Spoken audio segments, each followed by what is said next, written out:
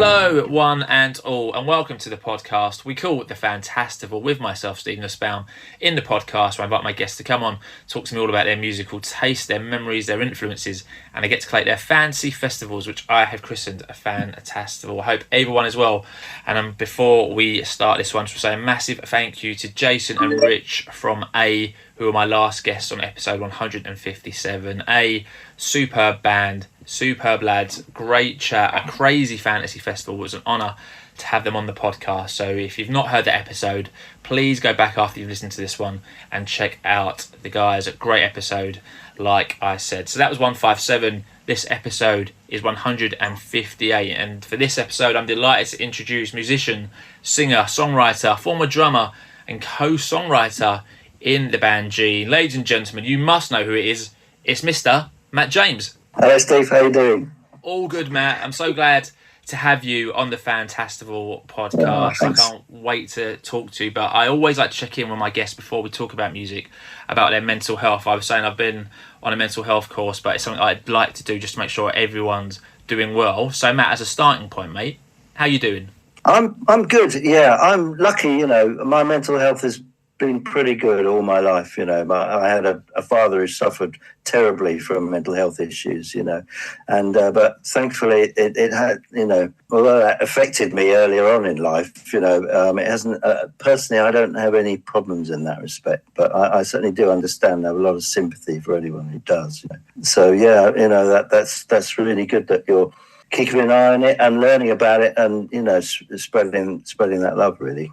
Absolutely, that's what it's all about. And before we talk to you all about kind of what you're currently up to, so some really exciting stuff going on in your world, let me take you back, Matt. Let me take you back to your early childhood. What do you remember about your earliest musical memories? What did they form from, and what were they?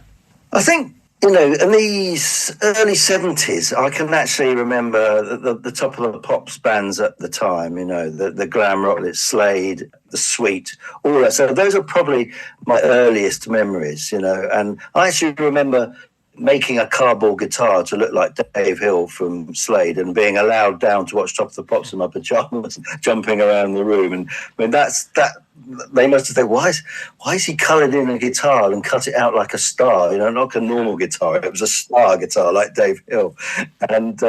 And then, yeah, I noticed things. I noticed that Don Powell, the drummer, said I had like sort of gaffer tape over his sticks, you know, so it made it look like a zebra, but it's something that I did later on. I was intrigued, not for any sort of grip reason, just to look like him, you know. So I suppose those are my earliest memories, you know. And I started asking family for records, you know, when I was sort of 8. You know, like I asked my sister for That Lady by the Isley Brothers for my birthday present, which is quite a cool record to actually order when you're that age, you know. I love the sound of Ernie Isley's guitar. I mean, that record I still absolutely love. I've got the 7-inch of my child writing on it because I was so excited that I stormed into her bedroom, my sister's bedroom, and demanded my present at night.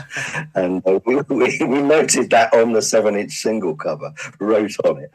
My mum was an opera singer. My mum was a special needs teacher, actually, but she was like an amateur opera singer. And she got sort of high, in that sort of amateur world, she got quite high, sort of county level. And so she was always singing. And my sister was a classical musician as well, great sort of singer and piano player at a high level. You know, she won scholarships and things. They sort of tried me with that sort of stuff, like piano lessons and things, but I didn't really get on with them, so they sort of assumed I wasn't really very musical. But there was lots and lots of music in the house, lots of classical, choral, opera singing and sort of, you know, piano. We had a piano room, you know. It was sort of sinking in slowly, I suppose, you know. And what was the point in when you decided to start learning an instrument? Was the drums your first instrument? Because obviously you write songs and you don't write songs to a drum beat, or maybe you do. So was the drums your first instrument, or was it an instrument before you took up the drums? It was really, I think when I was about 15, there was a school assembly, and some kids had got something together and played something in the assembly, and I literally just asked if I could sit on the drum kit. There was lots of them doing guitar and other people doing bass, and I just asked if I could sit on the drum kit, and I literally just started playing, and they said, well, where did you learn? I said, I've literally never sat on a drum kit before. And I was playing along, just like doing a very simple beat. But they said, well, you can play. By the afternoon, I was in a band. I was in my first band, and that's how it happened. And that's, it's things like that. Then you can, we'll just form a band. Well, we're looking for a drummer. So, right. And I just fronted it out. And we were, within, a couple of days, we were doing covers of The Cure and like The Clash and all the punk bands at the time. And I was just sort of learned like as I went, really, So it must have come quite natural to you then, the drums. I think drums is a natural thing. I mean, you can learn drums, but if you've got sort of natural rhythm in you, that will help you excel a little bit further at it. I've always, I don't class myself as like an amazing drummer. I like playing guitar as pretty much as drums, but I'm much better on the drums than I am on guitar. I can play lots of different instruments. I've picked them up over the years. I played bass, a little bit of piano. But the drums seem to come most naturally to me. But I'm quite lucky when I'm sort of writing songs that I can, before I get anyone else involved, I can just noodle around and do poor versions of things and then get better guitarists and bassists to do afterwards, So obviously, Matt, you're obviously well known for being in the band Gene, but I know that wasn't your first band. So there were bands before Gene where you kind of learnt your trade, I guess, so to speak. Yeah, definitely. I mean, I was in school bands, and I was in a band called the Passion Killers, which was a punk band when we know that similar time that I was just talking about. But then at college, I got slightly more serious bands, than that. I was in a band called the Go Hole when I was at college, and we actually got on the John Peel show, and by literally we put a 7-inch single out. And I remember going down with my friend John to the phone box and phoning John Peel while he was on air. And we actually can we speak to John Peel? He's actually heard him on the radio. We thought we will speak to him. And he literally, after about 30 seconds, he came on to the phone. He said, hang on, I'll just finish this link. And said, yes, I've got it here, I've got to play it. And so that was, an amazing experience. We only had one single, but then we went on to form a band called Spin. So we're talking sort of late 80s by this point. I was very, while I was at college in the 80s, it was the whole C86 era, and I immersed myself in so many of the bands and lots of the sort of later punk scene. I was a goth for a while. I've tried everything. Honestly, I used to go to a club called the Bat Cave. Bands like the Specimen and Alien Sex Fiend, all bands like that. And luckily, when we were at our college at Thames Poly, which is now sort of Greenwich, it's around Woolwich, South London. We had a bar called the Cellar Bar, which was had all the sort of bands like the Wedding Present, and we had literally every week there would be someone pretty decent coming. We had a good entertainment officer, and I would just go to everything. I'd go to see, even if it was very, very different, I'd go see Gil Scott Heron or The Alarm or Conflict, or something like that. I would just absolutely immerse myself in it, and I just never stopped loving live gigs. I've only, since I've got quite young kids, I stopped going to gigs for a little while. It's just like more, I was either too tired or didn't have the time. But now, thankfully, I'm starting to sort of like creep out and go to gigs again. And I'm doing more and playing them myself. Which is a joy, obviously. That's amazing. So you spoke about the bands, I guess, that led to Gene, and Gene obviously formed in 1993, and we could do a whole podcast, I guess, on Gene, and I'm sure you've done it plenty of times on podcasts and told the Gene story. I guess we'll cover it fairly briefly to a certain extent. I mean, 4 albums, I guess 5 including a live album, but what a career Gene had, because it was quite a short spell of time, wasn't it? Really, it wasn't actually that long when you look back on it. It's about 10 years, So I think all the previous years, of trying to be in a successful band. And, the band Spin before Gene were quite successful. We were, Stephen Street recorded our album and signed us to his record label, Foundation. And we were in the indie charts, but I'd never made Gene was the first time I ever sort of got a record deal where they gave you money, and you're expected to do this as your job, So yeah, I mean, I tried I was by the time Gene was signed, I was in my late 20s, but like Steve and Martin were early 20s. Myself and Kev, the bass player, were older, but they were 8-9 years younger than us, so they were the right age, the perfect age to sort of break through. But we've been sort of going at it a bit longer, so a bit more long in the tooth. We've been in quite a few bands before, but that was about 93. Yeah. And I guess when you formed Gene, or as Gene kind of gained momentum, did you think like it would take you to places? Because obviously it took you around the world, won lots of awards. Did you know? I think, yeah, it was. It didn't happen straight away. Like originally, when we Spin, sadly, came to an end. The previous band, because we had a road accident on the M40. And no one died, but people were very badly injured. And, the band weren't able to continue. The singer had left, and the bass player, John, was sadly too injured to carry on. So we auditioned for people to carry on with Spin because we had an album about to come out. And then we auditioned quite a few people, and then Martin sort of turned up. And there was just even though he was quite a shy chap in those days, he just had charisma. You just know when someone's got charisma. I just thought, this guy's got something. It didn't take us long to get some magic between us. Some of our very early shows, when we were still Spin, because we actually, with the Gene lineup, were called Spin for a while and released a single as well.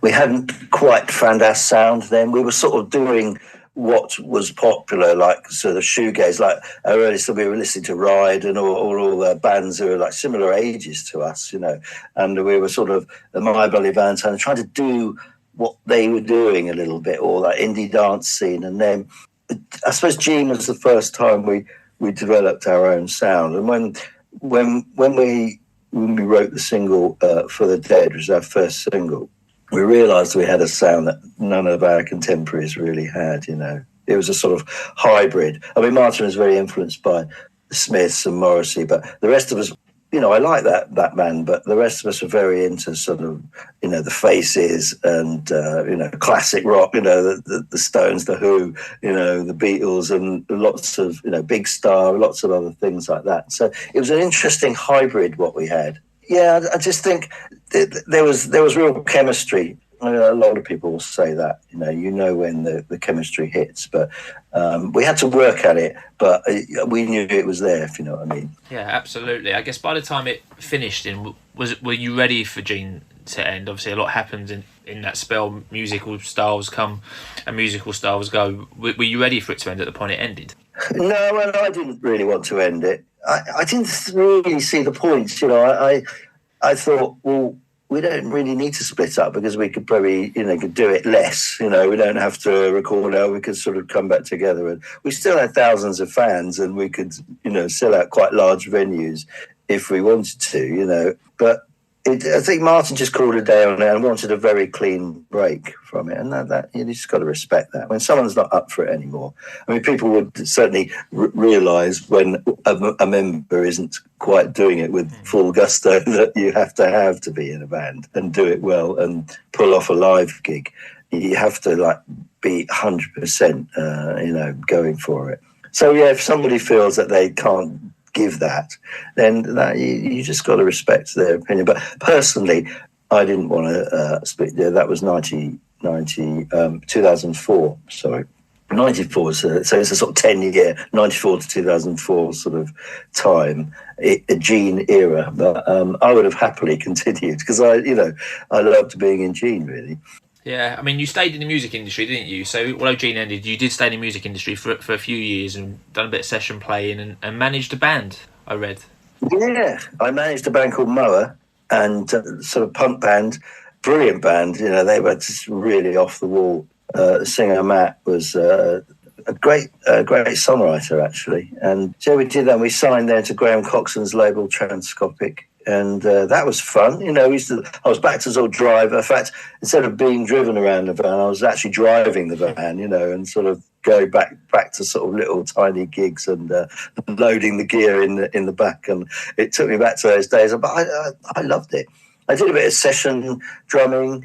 I played on CD UK with Natalie Imbruglia when her main drummer had been injured or something, and I got the job briefly to go on tour with Natalie Imbruglia. So I played with British Sea Power for a while as the session drummer. That was absolutely crazy. I loved playing with them, but boy, was it a mad time. I had to learn their whole set in one rehearsal, basically, which was, we were all in quite an inebriated state as well. The next minute, I was on stage at Reading Festival, expecting to know I had a crib sheet on top of my drums, just like, and various members would attack me, while I was actually trying to play. So I did a bit of session drumming, a bit of management.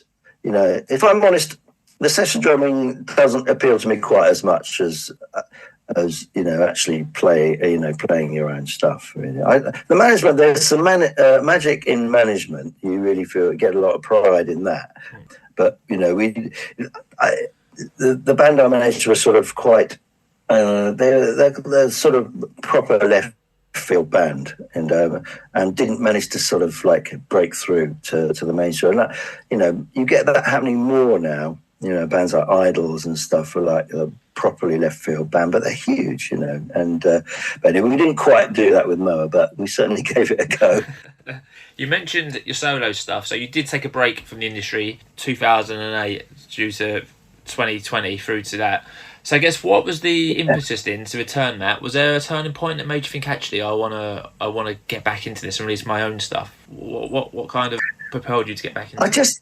I just needed a very long break from it. I'd sort of invested my whole sort of world into it, and I hadn't really thought of doing anything else. I sort of needed to sort of properly decompress from music because I needed a long break and to do something else and just reset, really, and become a fan again. And so I became a wine merchant in 2007, and I was doing that for many years. And I just slowly became ready to do it again. I just sort of got to the point where, is this really going to be the case where you don't ever do this again? And I just thought to myself, that would be really sad, So I started noodling away at it. And then I was basically on a holiday with I took a guitar on holiday, something I hadn't done for like many years. I was like, I'm going to take guitar. That's a good idea. I might, you never know. And, so I took a guitar on holiday and started, I did write a lot of rubbish, but there was one melody, which is the song on my first album. It's called Snowy Peaks. And I wrote the verse melody for that, and I came back. And I really, really liked it. I thought, that's quite a good melody. I played it to Steve from Gene, and so he said, that's a good melody, mate.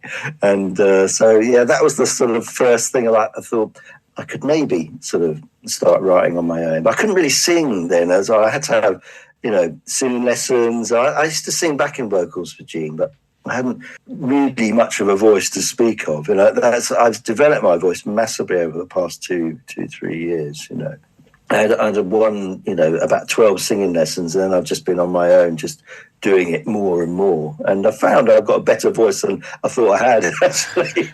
And it seems to be improving. So who knows? So you did record your first solo album, or Breaking the Fall. And how did you find the process of that then? Because obviously doing a solo album where there's other people involved is very different, I would imagine, from actually doing a Gene album. Yeah, I realised that although I can play other instruments, that I needed some help. And so I was able to sort of bring in my pals, like, a couple of the Gene boys, and Perry from Pendulum joined me. And a lot of people were prepared to sort of step up and say, yeah, I'll help. And, Mick Talbot from the Style Council came and did some stuff. And then Stephen Street, the producer, obviously has produced Blur albums. And I've actually known him since before I was in Gene. I think I mentioned earlier that he produced the Spin album. Yeah, so I asked Stephen, and he listened to the demos, and he sort of went through them with a fine tooth comb and used bits and bobs, and he helped me to really get the album together.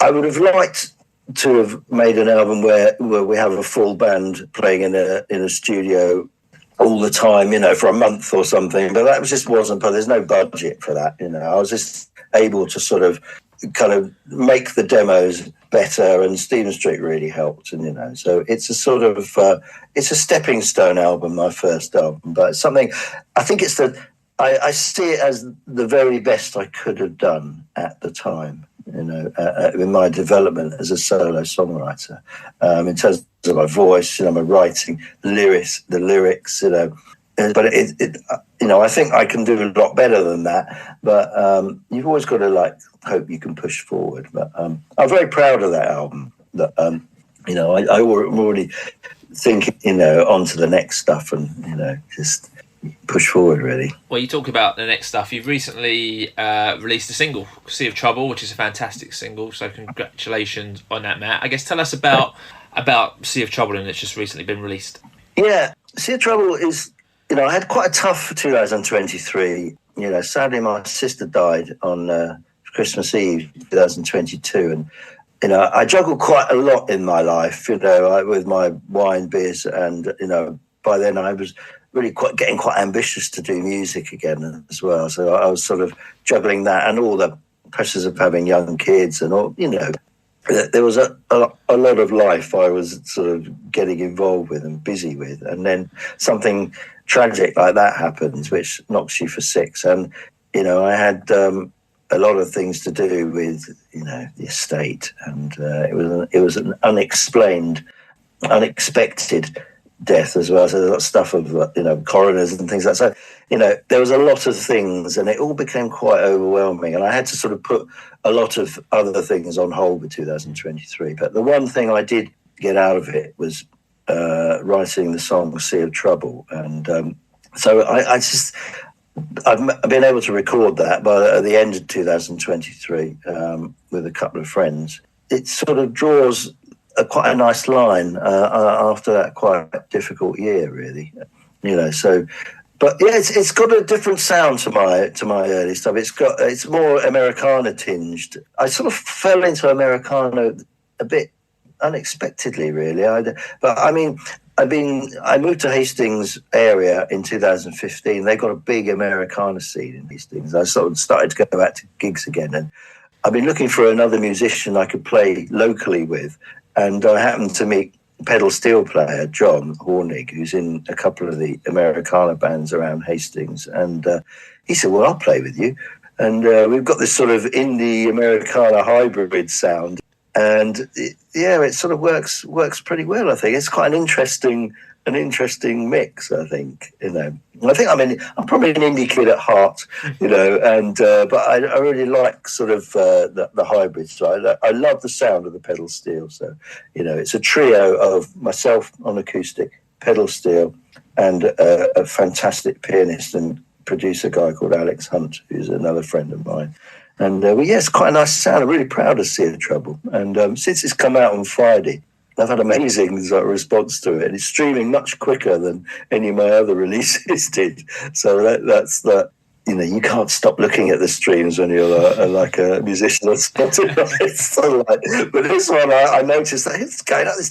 There's 23 people listening now, and that's the sort of level that Gene get. Right? So it's been, it's been good. I've been very happy to put it out. That's really good. So, what have you got, like a schedule for what follows Sea of Trouble, or is that still kind of in the works? What we recorded one more song, which we're sort of trying to mix as well at the moment. So another sort of slightly Americana influence thing. And hopefully I'll get that out. At the moment, I'd really like to sort of get to a point where I can record some more rock music, like a band type thing, I love rock music. And, the band, the band Grand Drive, they were a sort of alt country band around, sort of 90s. They haven't been together for years. I'm a big fan of them. And a couple of those guys have said, well, we might play with you on a song. And, you know, I'll do the same as I did my first album, bring people in and just keep going with it. Whether I can record a full album, it's quite hard time-wise. I'm certainly going to give it a go. You know, I might just do single after single, you know, which is a lot easier, stepping stone. But doing a whole album straight away, I've certainly got the songs for it, but it's just too big a concept to take on right now. I just do song by song, I think, at the moment. Exciting times. I mean, there's so much out there that you can listen to. What you listen to at the moment, Matt, whether it's new or old, what you're listening to on streaming or what you're listening to kind of physically, what's on your stereo at the moment? Well, as I said, I moved to the Hastings area, so I go down and check the bands there. And I said there's a big Americana scene there, and there's a chap called Duke Garwood. I don't know if you've heard of him, but he's a sort of stoner blues type thing. I really like that. There's OPD. Have you heard of OPD? Their Office of Personal Development. They're a sort of electro band, in a bit like the Pet Shop Boys type thing. They're a Hastings band. Really like them.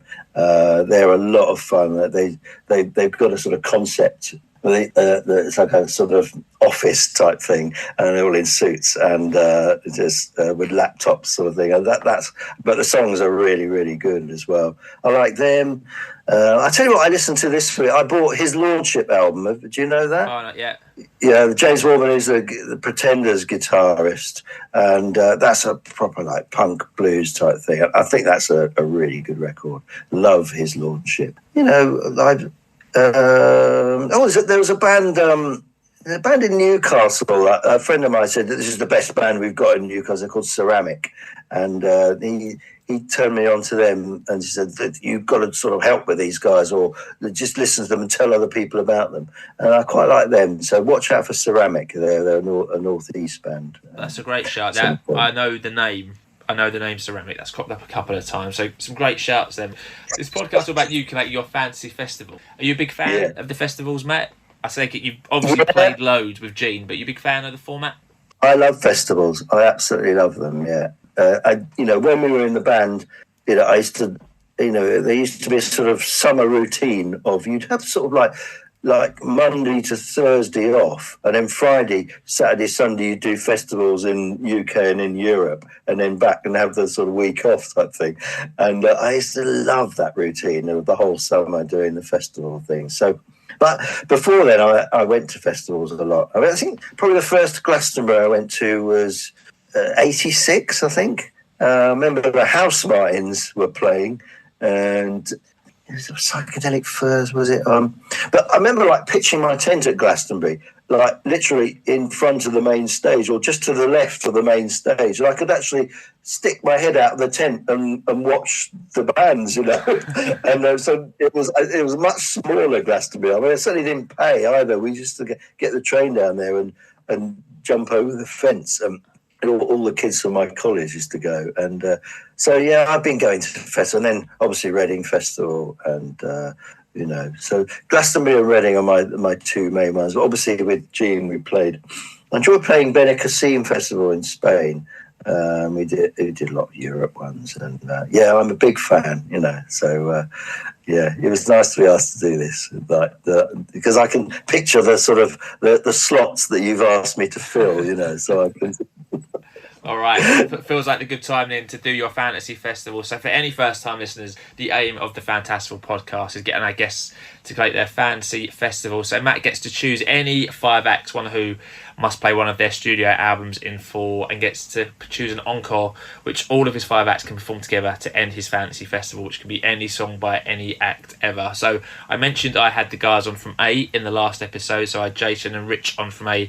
They collated their Hatfield Fantasy Festival as follows, and it got a bit crazy because they both had 1 pick each and were going back and forth. So in their opening slot, they picked Bad Nerves and McFly. Super Seconds, they picked Placebo and Rat Boy. For their Midway Madness slot, they picked A to play Hi-Fi Series that I loved, so well played, picking themselves, which is never a bad thing to do. In their pre-headline act, they picked Ash and Don Brocco and for their headline act, they picked Oasis, and they went for Ash again, but then changed it at the last minute to Wishbone Ash. That was quite funny, and it was pandemonium. Very rarely do I let band members do their own lineups, but it felt adequate to do it, and they both picked Ash, so we went for Wishbone Ash. Great episode. And for the encore, they had 2 songs, and they went for Feed the World and We Are the World to bring it all together very nicely. So that's an example of how it all works for anyone who may not have listened to the podcast before. So Matt, before we talk about your bands and your acts, we need to get a name for your fantasy festival, and we need to give it a venue. So Matt, what are you going to call your fantasy festival? Well, I was known as Matt the Hat for years when I was in Gene, so I think it's going to have to be Hatstock.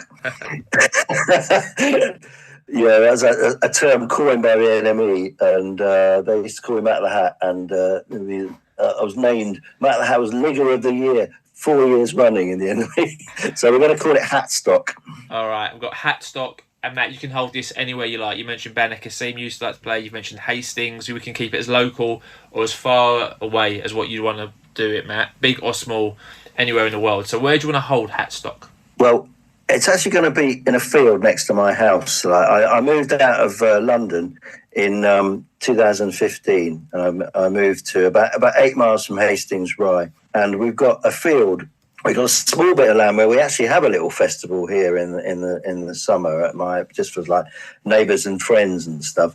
And next to that, there is the most amazing field, which I call the Secret Field, which is a field which is there's no way you can ever access it. There's no sort of like view of it from any pathway. There's woods on one side, there's fields all around it. There's this one little entrance at the top, but it's a beautiful field that has a sort of natural amphitheatre, and it would be the most amazing festival site. So my venue is the Secret Field in Newhurst Green, which is where I live. Amazing. All right, so we've got our name, we've got our venue. Before we talk about your 5 acts, we're making it. I know how difficult it is to get your lineup down to just 5 acts. Are there any bands or acts who you want to mention quickly who you love but just aren't making it into your Hatstock lineup?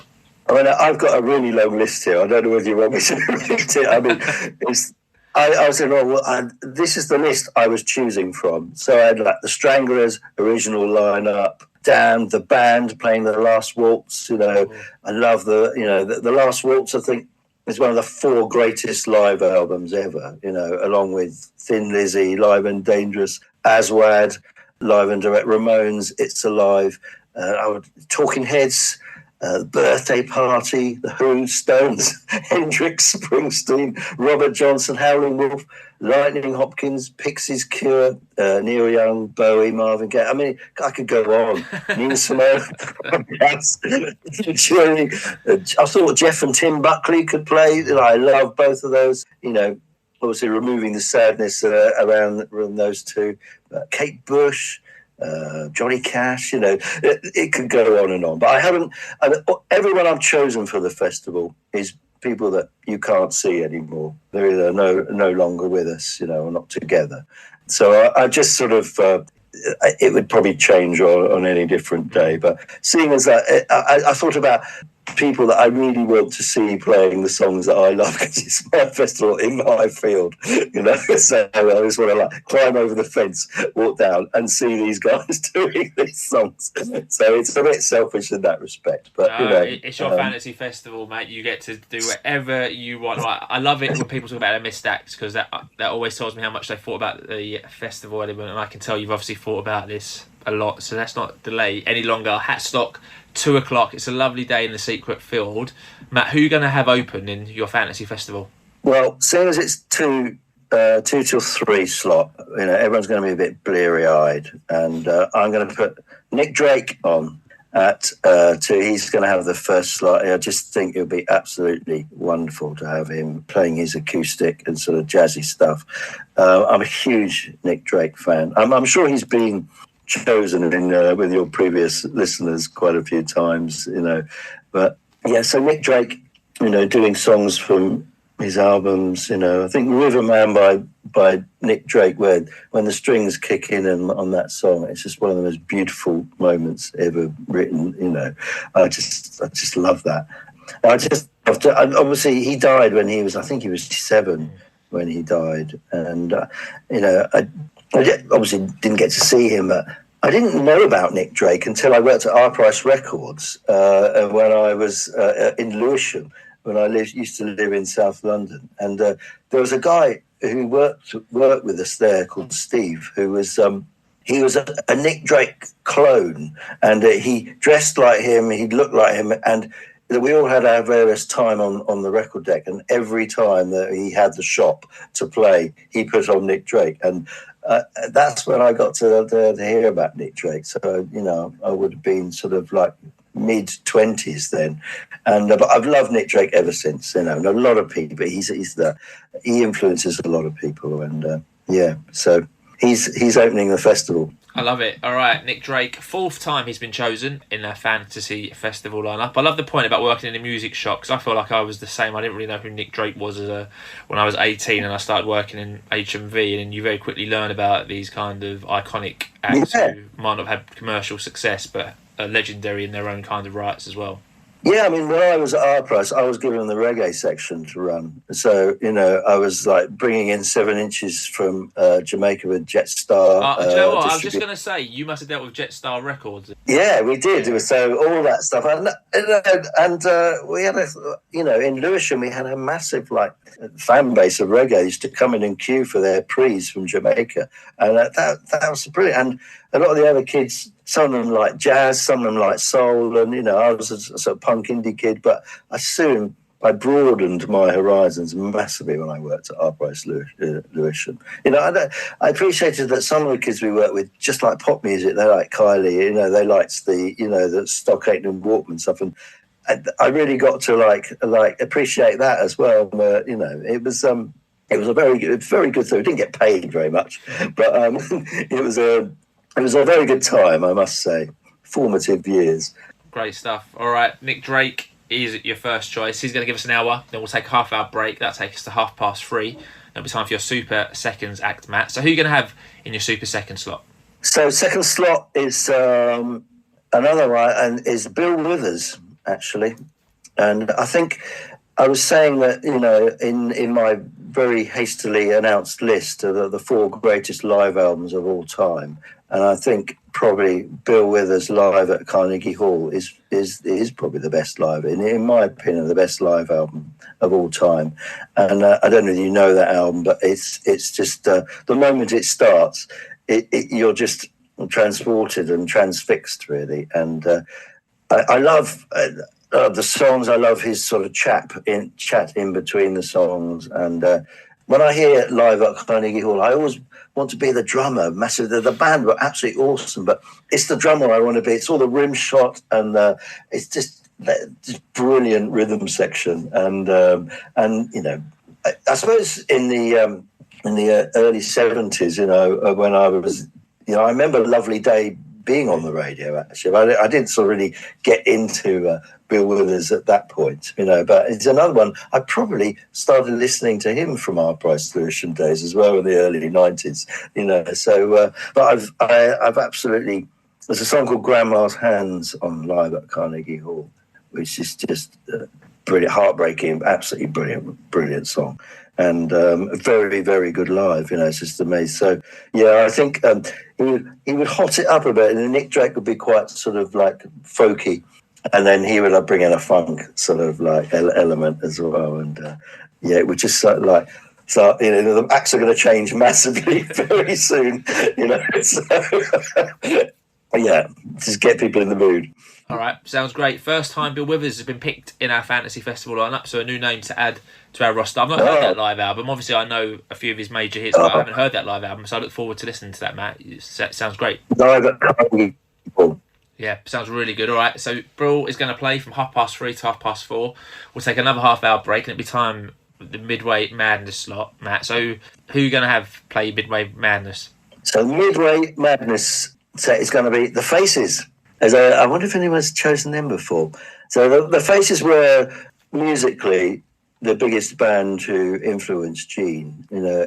People often compared Gene to the Smiths. Martin was the singer was definitely into the Smiths, but I think the Faces were the biggest influence on our sound, and they were. Obviously, I never got to see them, but they were a band of brilliant musicians who great rock and roll, and it's if you listen to Nods as Good as a Wink.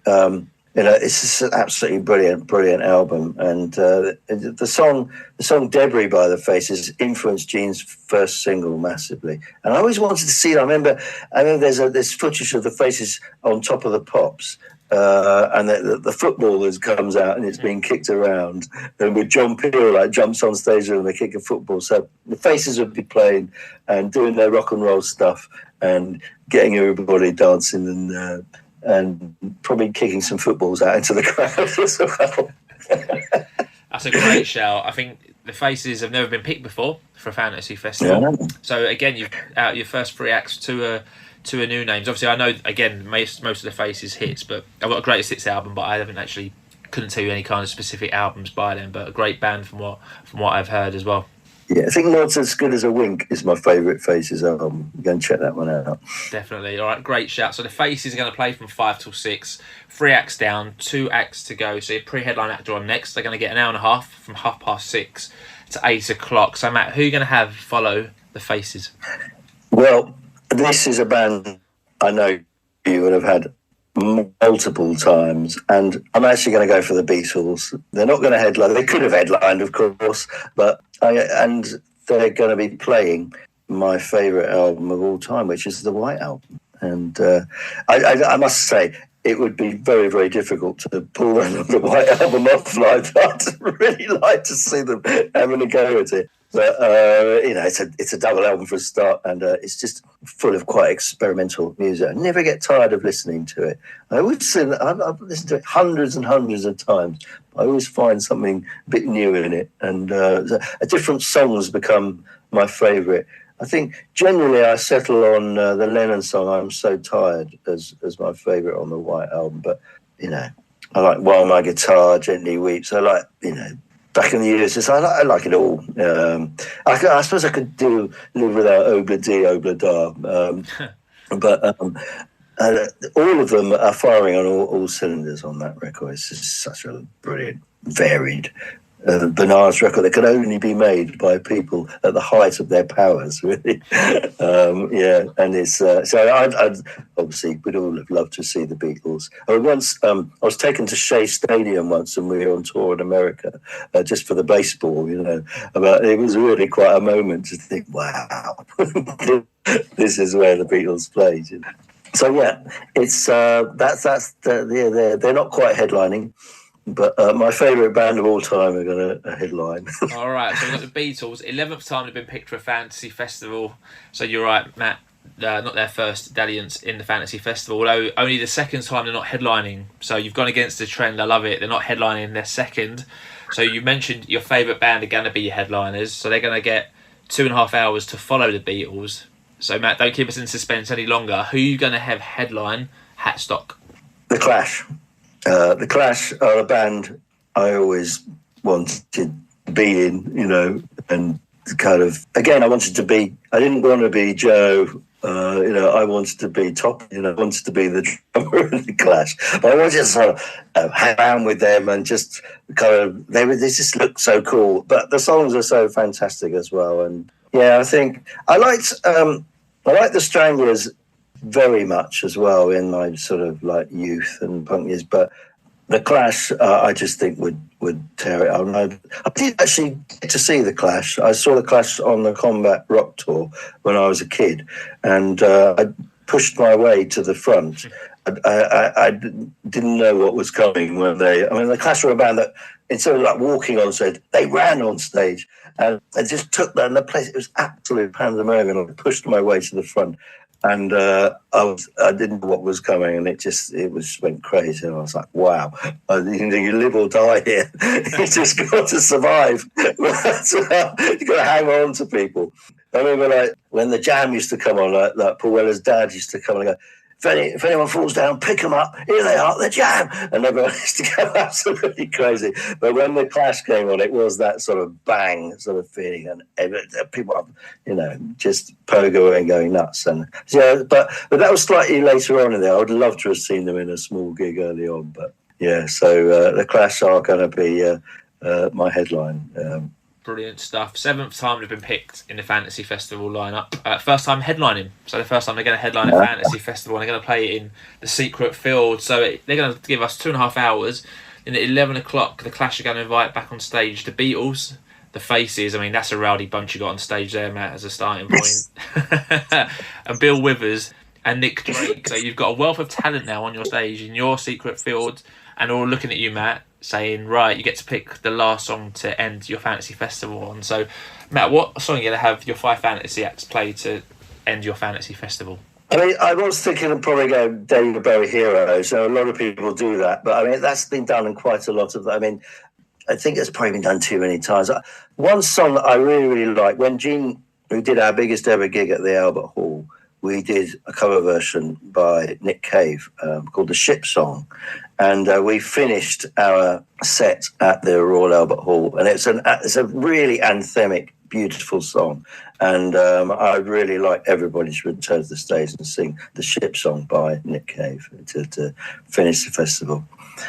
Yeah, come sail your ships around me. And everyone sort of happy at the end of the event, really. And I think it's an absolutely beautiful song. It's suitably anthemic, and so that would be it. Brilliant. All right, so let's lock your Fantasy Festival in. So we've got Hatstock taking place in the Secret Field. Open act, we've got Nick Drake. Super Seconds, we've got Bill Withers.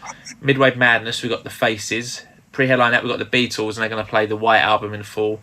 And headlining, you're going to have the Clash, and for your encore, all 5 of your acts are going to perform the Ship Song. Matt, sounds like a fantastic Fantasy Festival to me.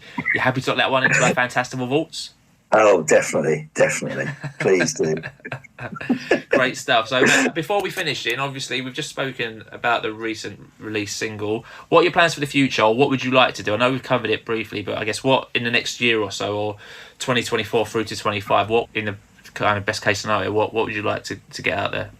I'd like to just keep. I'd like to have a second album out, and I'd like to just keep writing, keep improving, and actually get a live band together. I mean, I do play live, but we play.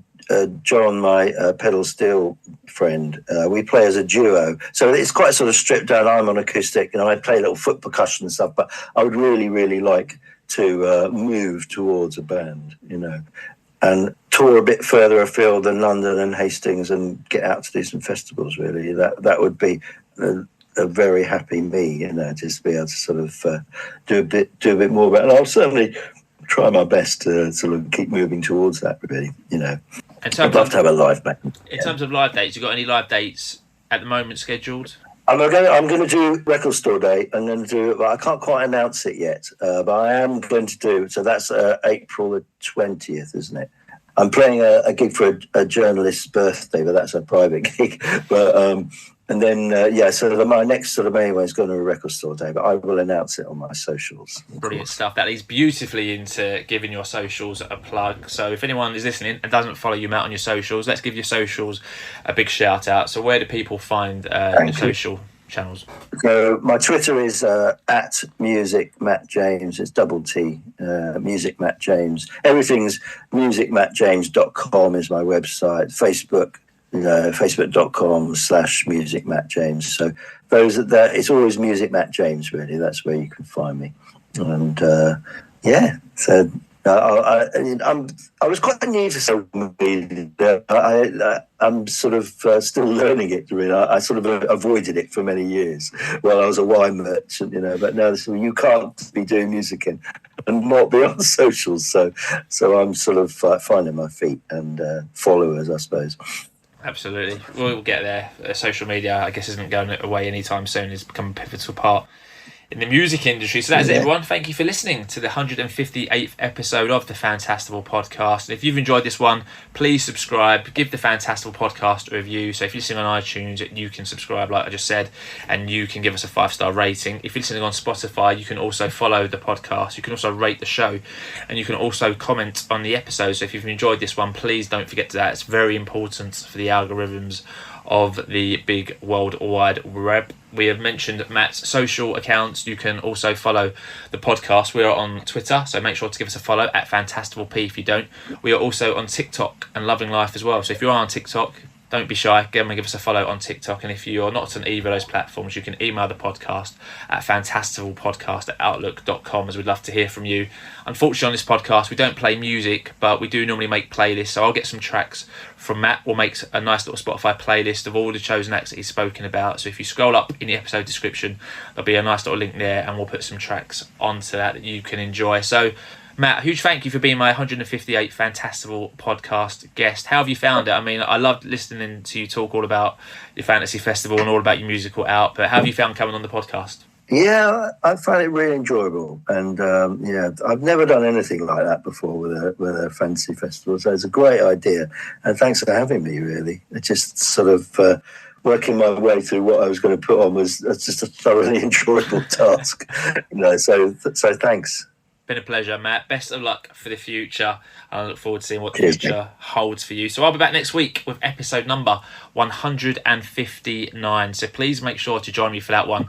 But until then, stay safe, my Fantastival friends. Please continue to spread the word. And that word is Fantastival. Thanks for listening.